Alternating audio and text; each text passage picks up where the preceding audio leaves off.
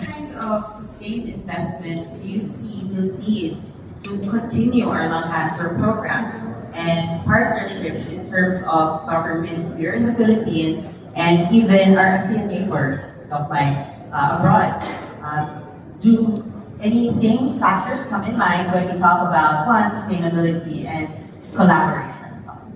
I'll start first with the collaboration. We've already started, and it comes with one word: empowerment of the other parts of the Philippines. So we're now collaborating with some regional hospitals, putting up small lung centers of the Philippines in those centers so that we empower the specialists.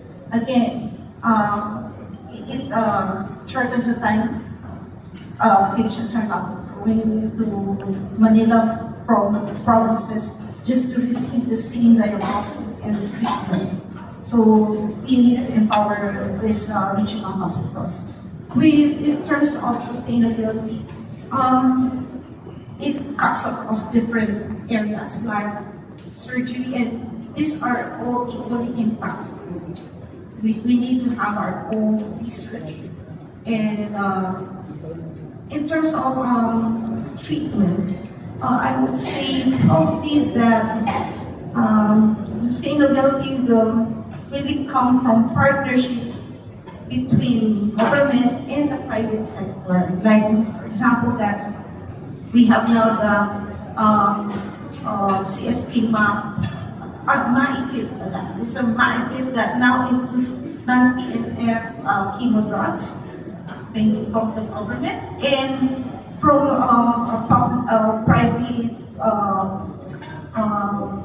agents. Now they are offering patients program to lessen the cost of treatment. These are very strong works ongoing with local government and the private sector here in the country. Doc Mike, would you like to share any ASEAN collaborations and sustainability options that you have? Investments, business planning strategies, and we can have a full wish list. But I think the more important here, rather than enumerating those, is what would be the goal? We made it simple. Our goal is to really narrow the gap of things. That is a very nice journey that Dr. Kenneth showed us.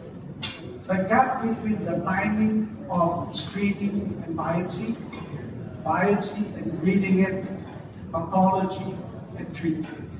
Because we may have a lot of screening centers, we may have a lot of diagnostic centers, we may have a lot of treatment centers.